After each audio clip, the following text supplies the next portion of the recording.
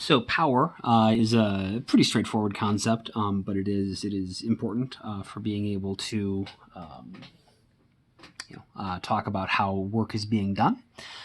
So power, the symbol we use for power is capital P, which is nice and easy to remember.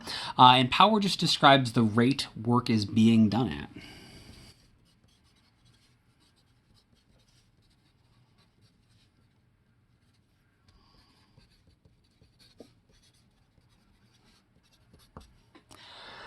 And so the equation should hopefully sort of just be kind of intuitive. Just like velocity was the rate something was moving at, and so it was the change in position over the change in time. Here it's just the rate work is being done at, so it's got to be the change in work over the change in time. The change in energy, which is the work. So if we do the total amount of work that happened over a certain amount of time, which you could also think of as the change in energy over the change in time, this works. This will give you the average power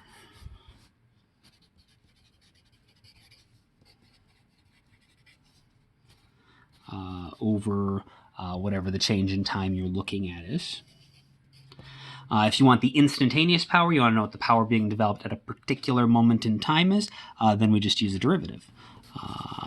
So just like we can get the instantaneous velocity is dx dt, the instantaneous power is going to be dw dt.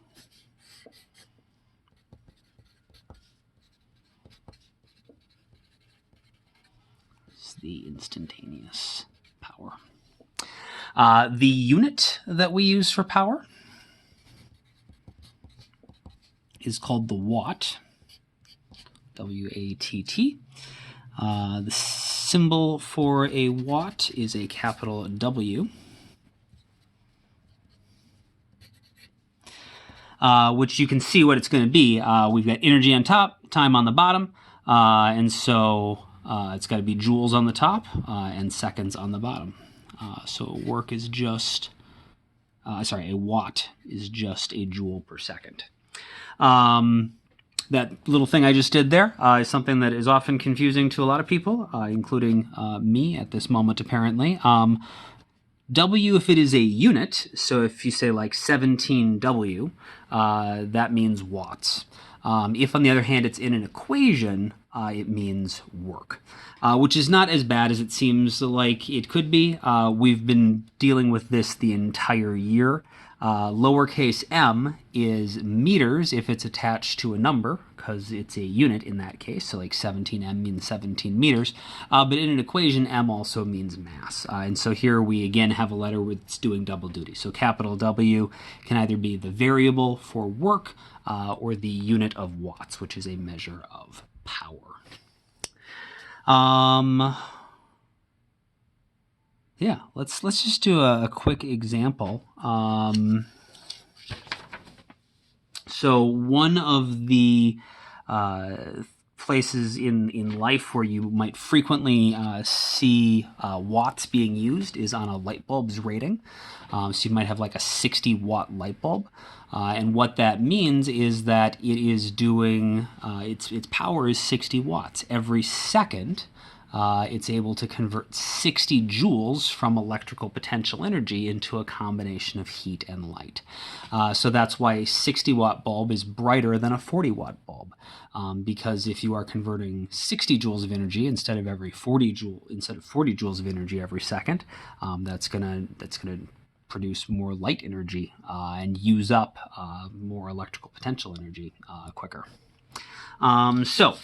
Let's say I had a 60-watt light bulb, and I want to know how much work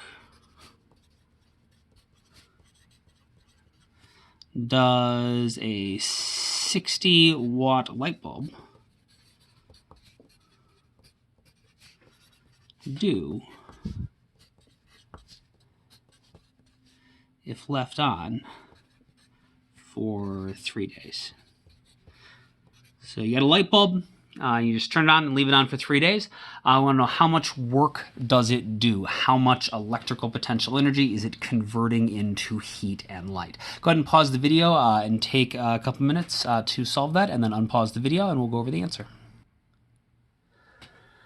Okay, so we want to know how much work is done. We know that we have a 60 watt bulb, so our power is 60 watts, and we know that our time is 3 days. So our power is 60 watts, 3 days has passed, and we want to know how much work we've done. If power is the work divided by the change in time, that means that the work is going to be the power times the change in time. So that's going to be 60 watts times 3 days. Of course, we have a unit disagreement here, and so we'll need to do a little unit conversion to make sure everything works out. 60 watts is the same as 60 joules per second, because a watt is a joule per second. And if we multiply that by 3 days,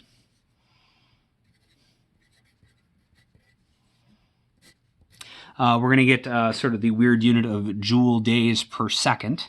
And of course, we just want the answer to be in joules, because that's what we measure work in. And so we need to convert days to seconds so that they cancel each other out. And so right now we've got this, and so if we want to convert days, we can convert days to hours. So we know there's 24 hours in a day. So this will give us joule hours per second. We can say there's 60 minutes in an hour. So now we're going to be in joule minutes per second. That's getting better. 60 seconds per minute.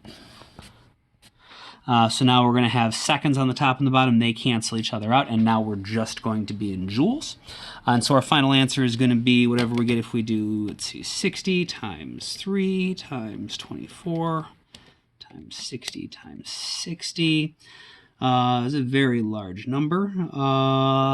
Looks like about 15 million joules.